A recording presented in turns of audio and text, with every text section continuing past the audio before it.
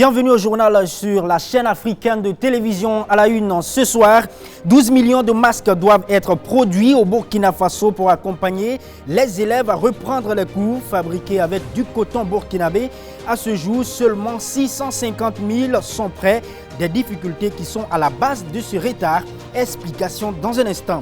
Coronavirus et ses conséquences, situation sécuritaire dans certaines régions du Burkina Faso.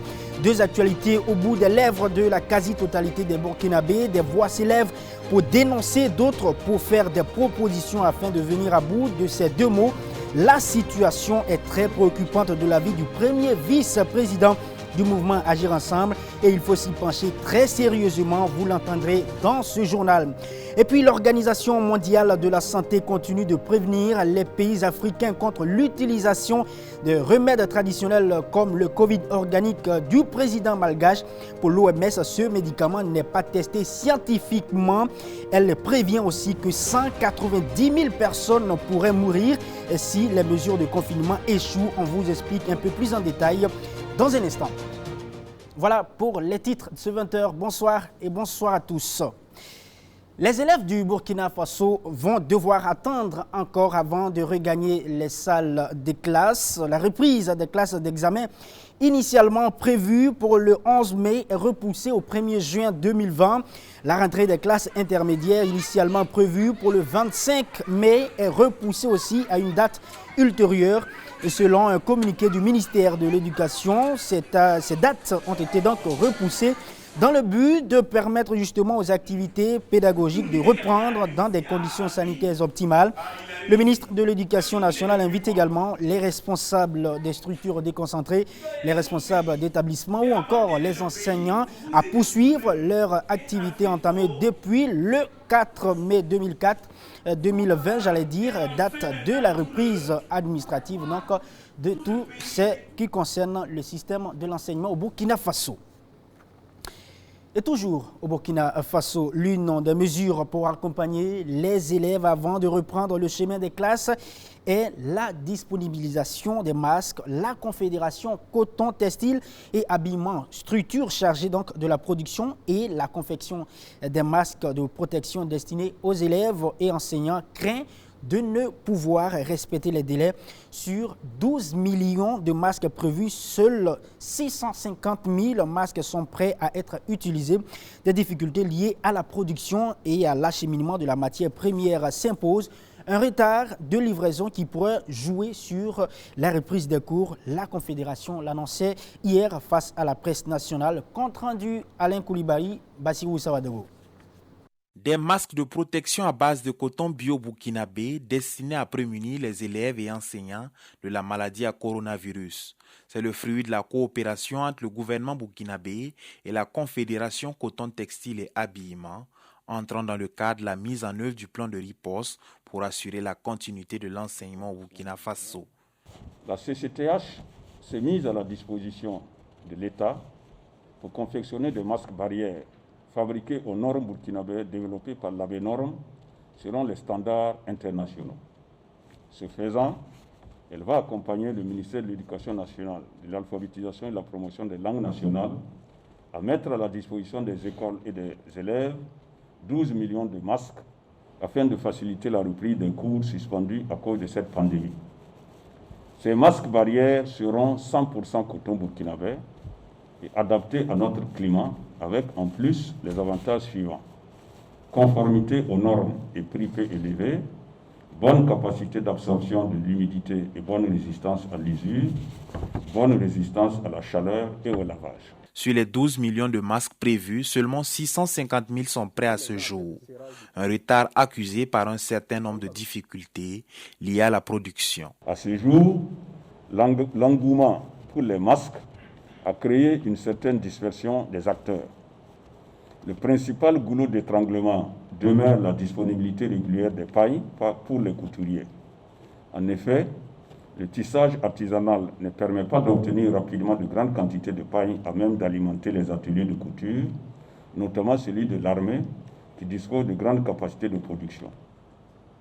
Et nous aurions aimé pouvoir donner satisfaction aux MENA pour la date que vous avez indiquée ici, mais les conditions de production artisanale dans lesquelles nous nous trouvons font qu'il n'est pas possible de produire cette quantité de masques-là dans les délais.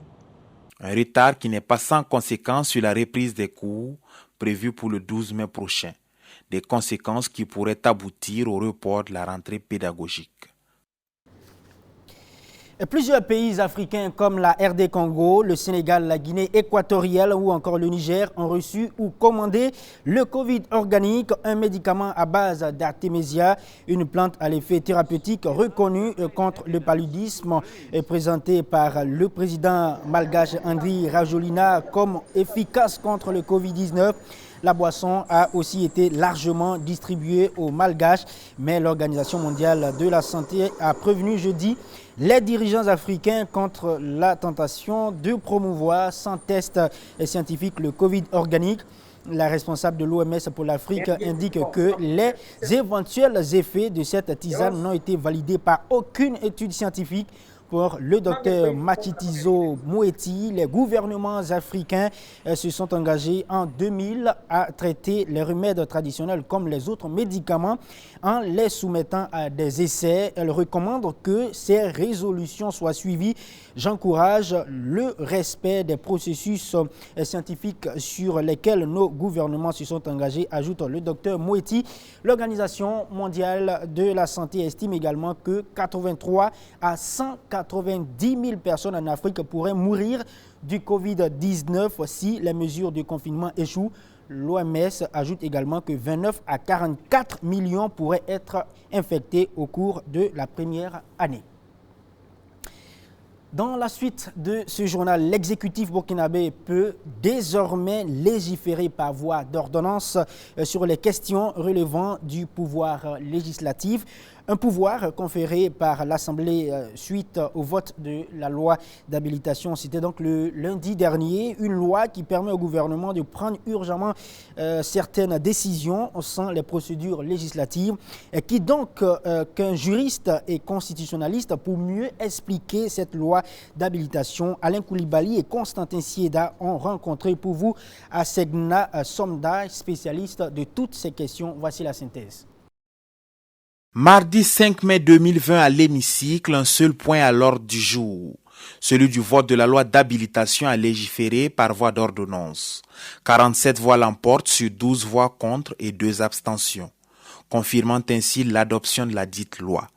Cette procédure constitutionnelle confère au gouvernement l'autorisation de légiférer dans un domaine qui relève du pouvoir législatif. Dans l'ordonnance a une nature particulière, à savoir que à un moment donné, pour s'attaquer à un problème précis, le gouvernement voulant aller vite et bien peut, pour éviter la procédure législative, parce qu'elle peut parfois être longue, le gouvernement demande à l'Assemblée de l'autoriser à légiférer dans le domaine de la loi. C'est-à-dire, permets-moi d'intervenir dans ton domaine. Voilà. Donc, en ce moment, le gouvernement initie ce qu'on appelle une loi d'habilitation. Donc, qu'il dépose sur le bureau de l'Assemblée nationale. Et l'Assemblée nationale se réunit en plénière pour examiner cette loi d'habilitation afin de l'adopter pour permettre au gouvernement de pouvoir intervenir dans le domaine de la loi, dans le domaine du législatif. Contexte sanitaire oblige, cette loi devra permettre au gouvernement de gagner en temps dans ses prises de décision entrant dans le cadre de la lutte contre le Covid-19. Les avantages, premier avantage, c'est d'abord de permettre au gouvernement d'aller vite et bien. Vous voyez que la dernière loi d'habilitation qui a été adoptée par nos autorités concernait plus la gestion du Covid. Voilà. Étant donné que la question du Covid aujourd'hui est devenue une question de santé publique, je dirais même internationale, le Burkina Faso est amené à prendre un certain nombre de mesures et parfois avec célérité.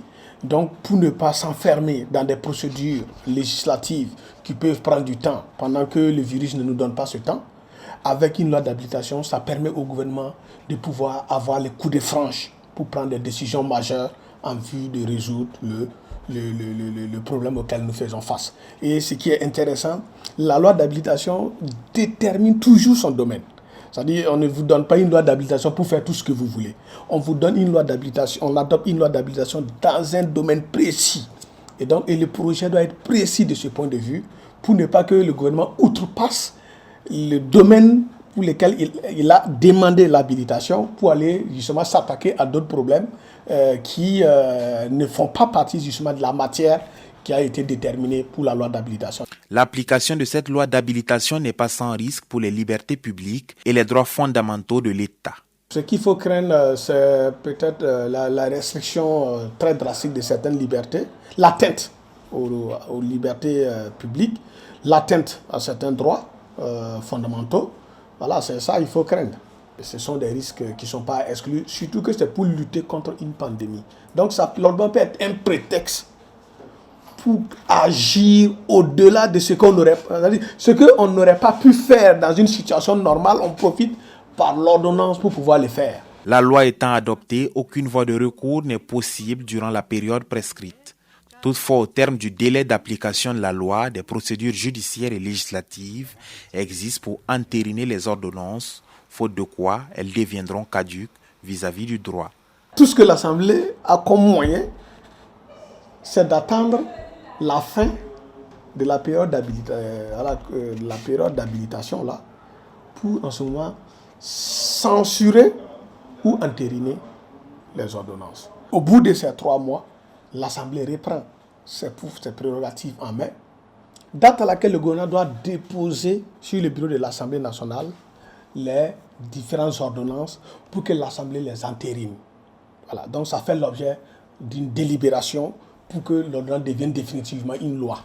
Et si on ne veut pas que l'ordonnance-là continue de produire des effets juridiques, parce que c'est en fonction du problème qu'on veut résoudre. Si on estime que ce qu'on voulait résoudre, c'était pour 3 mois et après on n'en aura pas besoin, on peut juste décider de ne pas déposer justement ces ordonnances-là sur la table de l'Assemblée. Et en ce moment, l'ordonnance devient caduque. La loi d'habilitation a légiféré par voie d'ordonnance adoptée à la date du 5 mai 2020 a un délai d'application de 3 mois. Au Burkina Faso, l'actualité est marquée par la situation de la maladie à coronavirus et pendant que des voies et moyens sont cherchés pour venir à bout de cette pandémie, à côté, il y a la question de l'insécurité dans le nord et l'est du pays. Dans la sphère politique, chacun y va de ses commentaires. Certains parlent de démission ou incapacité pour le pouvoir de Ouagadougou de faire face à ces situations. Pour le premier vice-président du mouvement Agir Ensemble pour le Burkina, la situation reste préoccupante et nous sommes avec lui. Bienvenue, Dr Salif Ouedraogo. Vous êtes le vice-président du mouvement Agir Ensemble pour le Burkina Faso et vous êtes domicilié à Bobo-Dioulasso. Comment appréciez-vous l'état de santé actuel du Burkina Faso? En bref, mon avis par rapport à la situation nationale est que la population, dans sa majorité, est déçue. Moi-même y compris. Et donc, c'est la déception au niveau du Burkina Faso. Pour plusieurs raisons. Mais une principale, c'est surtout le côté sécuritaire. Pour un digne fils du Burkina Faso, pays des hommes intègres, on ne peut pas se réjouir de voir que depuis un certain nombre d'années, nous sommes en train de perdre une partie importante de notre territoire, du nord vers le sud. Nous sommes en train de perdre un nombre regrettable de nos filles et de nos fils.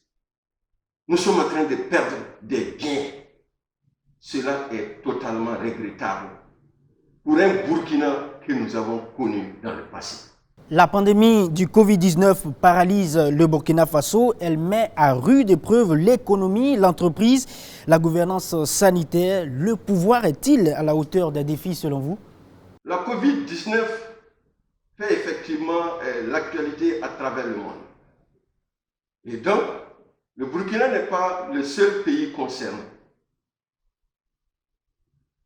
À observer, à analyser, et nous faisons partie des pays qui n'ont pas donné trop de satisfaction dans la gestion de cette pandémie.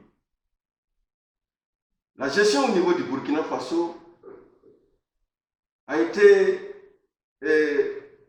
a présenté beaucoup d'erreurs et d'insuffisances. Aux premières heures, quand on se posait la question comment on va gérer cette pandémie, les idées qui me venaient en tête, au moins notre gouvernement va valoriser des structures existantes, du potentiel, il va valoriser le potentiel qui pourrait l'aider à faire face à cette pandémie, parce que dans la majeure partie des cas, les pays n'étaient pas préparés pour cela. Et dans de telles circonstances, la meilleure façon, c'est d'utiliser et de valoriser ce qu'on a pour pouvoir effectivement avancer dans la gestion de cette crise. Je vais parler des techniciens, des savants, des infrastructures, des structures qui étaient déjà existantes, parce que le Burkina existe il y a bien longtemps.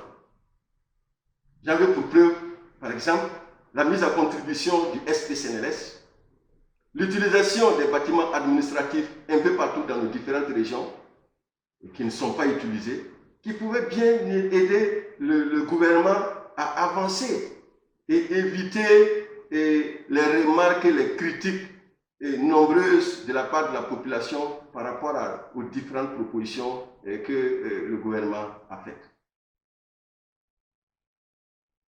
Donc, c'est une déception par rapport à cette gestion de la COVID-19. Dans le cadre de l'état d'urgence sanitaire, des mesures de protection ont été prises pour limiter la propagation de la maladie, couvre-feu, mise en quarantaine des villes affectées, fermeture des marchés, des lieux de culte, suspension des transports. Aujourd'hui, un assouplissement des mesures de confinement est entamé. Que dire donc de ces mesures? Et je pense que ça a été fait aussi dans de l'amateurisme.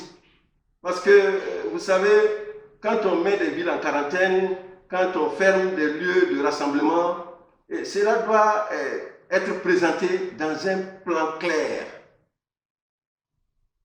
qui présente des périodes, qui présente une progression, qui présente des étapes claires.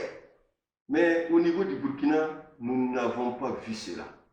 Nous avons juste vu des réactions du gouvernement par rapport au comportement de la population qui change du jour au jour. Et cela n'est pas vraiment admirable, cela n'est pas apprécié positivement pour un gouvernement d'un État souverain, cela n'est pas joli du tout. Alors, le couvre-feu a toujours cours et il a fait couler beaucoup d'encre et de salive. Quelle appréciation en faites-vous? Et le couvre-feu, vous savez, si des éléments planifiés clairement et présentés, ça veut dire que les acteurs, les différents acteurs qui constituent les composantes de la gestion de l'État et du pays, pour présenter un plan cohérent, ça veut dire que ces acteurs sont associés et sont consultés et sont impliqués. Mais je pense que à ce niveau, je ne sais pas si vraiment, au regard de la réaction et au regard de l'opposition des différents acteurs, on sent une non-implication, une non-association, ou du moins l'avis général, il n'y a pas eu d'implication générale pour ces décisions, parce que nous n'avons pas eu dès le début un plan clair qui nous dicte ou qui nous présente toutes ces possibilités. Et du coup, en tant qu'acteurs du développement et toute proposition du gouvernement, nous sommes d'abord réceptifs parce que nous disons que c'est planifié et c'est pour le bien-être de la population. Mais si chaque décision du gouvernement cause des problèmes au niveau de la survie de la population, au niveau de la dignité de la population, au niveau de la vie, de la qualité de vie de la population, et bien sûr que la population va réagir négativement. Et ça a été le cas par rapport au couvre-feu. Au lieu de la sensibilisation, nous avons assisté à de la bavure qui a été sévèrement critiquée. Et en tant que un des premiers responsables d'un parti politique d'opposition, je ne peux que m'aligner sur la réaction négative de la population par rapport à ces bavures. Agir ensemble pour le développement du Burkina Faso, seriez-vous prêt à apporter votre contribution au développement? Mais bien sûr, le fait d'être déjà un acteur politique est un engagement. C'est un signe pour dire que je suis effectivement prêt à apporter ma contribution au développement du Burkina Faso. Merci à vous, Dr Salif Ouedraogo. Une interview réalisée avec la complicité de Abdoulaye Ouattara, notre correspondant permanent à Bobo Dioulasso. Au Malawi, le 2 juillet prochain est la nouvelle date choisie pour la tenue d'un nouveau scrutin présidentiel. La Cour suprême a débouté hier le président sortant élu en 2014, Peter Mutharika, qui contestait l'annulation des élections de mai 2019. Selon les juges, les fraudes caractérisées lors de ce premier scrutin ne permettent pas de valider les résultats. La Cour suprême a également confirmé que le président devait être élu à la majorité absolue et non relative. Peter Mutharika, 79 ans, a déjà déposé sa nouvelle candidature, mais avec 38% de voix lors de l'élection de 2019, il ne devançait que 3 petits points son principal rival. Pour ce nouveau scrutin, il a donc décidé de s'allier avec Atupele Muluzi, le fils de l'ancien président du Malawi, Bakili Muluzi. L'opposition a elle aussi décidé de faire front commun. Les deux principaux candidats, Lazarou Chakwera et le vice-président Solos Chilima, avaient rassemblé respectivement 35% et 20% des voix. Leur alliance crée donc une nouvelle dynamique, mais la pandémie du coronavirus risque donc de bousculer les choses. Le pays a interdit les grands rassemblements publics alors que 43 cas positifs ont été recensés. Les campagnes électorales et le processus de vote pourraient donc être fortement perturbés par l'épidémie. On y va maintenant au Kenya. Des émeutes ont éclaté hier vendredi à Nairobi, la capitale. C'est suite à la démolition de constructions jugées anarchiques par la municipalité. Des manifestants étaient descendus dans les rues pour protester contre cette démolition. Les manifestants ont brûlé des pneus et érigé des barricades. La police n'a pas tardé à intervenir. Elle aurait même utilisé des canons à eau, des gaz lacrymogènes et des armes à feu sur des manifestants. Et selon les autorités de la ville, les structures détruites avaient été construites sans autorisation sur des terres appartenant au gouvernement. La destruction de ces maisons et magasins en plein confinement dû au coronavirus a laissé environ 7000 personnes sans abri, ce qui a attisé la colère des populations. Les militants des droits de l'homme ont dénoncé l'action du gouvernement, non seulement à cause de la période choisie pour une telle action, mais aussi pour l'usage de force excessive par la police. Revenons au Burkina Faso pour clore cette édition. Vous les avez certainement rencontrés plus d'une fois à Ouagadougou. Ils sillonnent les quartiers et services administratifs avec les uns chargés donc des articles de toutes sortes, les autres des produits alimentaires à la recherche de leur pitance quotidienne. On les appelle couramment les marchands ambulants. Leur activité est en plein essor dans la capitale burkinabé et ils bravent tout pour avoir de quoi se mettre à l'abri du besoin. Dans ce reportage justement que vous allez voir, Judith Timadi et Constantin Sieda nous décrivent le quotidien de ces jeunes marchands ambulants. Suivons ensemble. Gagner sa pitance quotidienne à la sueur de son front, Zabré Adama fait sienne cette philosophie. Chaque jour, de 8h à 19h, et cela depuis 2 ans, chargé de sa marchandise, il parcourt les artères de la capitale à la recherche du fameux nerf de la guerre, l'argent. Le bénéfice là, ce n'est pas beaucoup, mais c'est un peu quoi. Voilà, pour avoir géré les familles, la femme et les enfants, bon, on ne manque pas ça. Il y a des jours que ça marche et puis il y a des jours aussi que ça ne marche pas bien. Ouais, non. Bon, par rapport à les pains là comme ça, nous aussi on gagne les pains là au grand marché. Mais bon, des fois on peut avoir, même si c'est 5 000 ou 7 000 de bénéfices comme ça, mais des fois aussi on peut sortir sans vendre. Ce quotidien, d'autres personnes de tous les âges et des deux sexes le vivent. Ils sillonnent les quartiers et services administratifs avec les uns des articles de toutes sortes, les autres des produits alimentaires. Je pars à Sonava ici, je prends mes choses et puis je vends chez moi ici, puis je tourne. J'habite à Nagré, mais je passe à la Noaïri, à Balpi pour vendre. Par jour, je peux avoir 2000 ou bien 2500 bénéfices.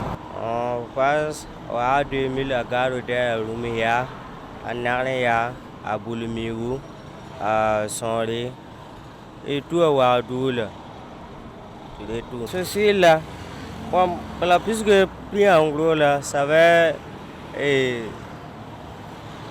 700, 350. 700, 350 là, moi j'ai 1000 francs là, moi j'ai gagné 150 là-bas. Oh. Chaque jour est une nouvelle expérience pour ces jeunes et des difficultés, il n'en manque pas. Il y avait un client même qui est parti avec mes affaires comme ça. Parce qu'il a payé, il m'a donné 10 000 francs. Je suis déposé les affaires et puis pour aller chercher monnaie. Je suis venu trouver que la personne est partie. Il était sur moto quoi. Donc il ne sait pas quoi faire. Il est parti avec mes affaires là comme ça. Donc si quelqu'un m'en croise et puis il veut le pain là. Donc s'il y a la moto et puis il n'y a pas de monnaie, moi je lui dis que seulement qu'il n'y a pas de monnaie. S'il n'y a personne à côté, je peux le demander. S'il n'y a pas personne aussi, je lui dis que non. Tout comme Zabre Adama, Zungrana Abdulkader et Nikiema Simon, ces commerçants ambulants doivent braver également cette période de canicule, le soleil. Il y a beaucoup de soleil là. Ah non, c'est comme ça. Nous, on va manger là, c'est comme ça. Sinon, nous ne travaillons pas là, ça ne marche pas. Oui. Ah, souvent avec le soleil là, c'est pas facile. Hein. Mais quand nous on tourne comme ça, si le soleil là brille trop, on cherche un homme et puis on nous assoit, on perd de l'eau pour nous rincer un peu et puis on se lève encore. Mais ils ont toutefois la conviction que la volonté de gagner, l'envie de réussir, l'envie d'atteindre son plein potentiel sont les clés qui ouvrent la porte de l'excellence personnelle. Et il n'y a pas de sous-métier. Beaucoup l'ont compris et de nos jours, le phénomène de commerçants ambulants est en pleine croissance à Ouagadougou, d'où l'adage populaire « pas un pas sans un marchand ambulant ». Voilà, c'est donc avec ce reportage, nous souhaitons donc beaucoup de courage à tous ces jeunes qui se battent au quotidien pour subvenir à leurs besoins et aux besoins bien sûr de leur famille. Et avec ce reportage, nous mettons donc un point final à ce journal. Demain encore, je serai ravi de vous retrouver sur ce même plateau pour d'autres informations. D'ici là, portez-vous bien et n'oubliez surtout pas de suivre les programmes de la chaîne africaine de télévision. Excellente soirée à tous.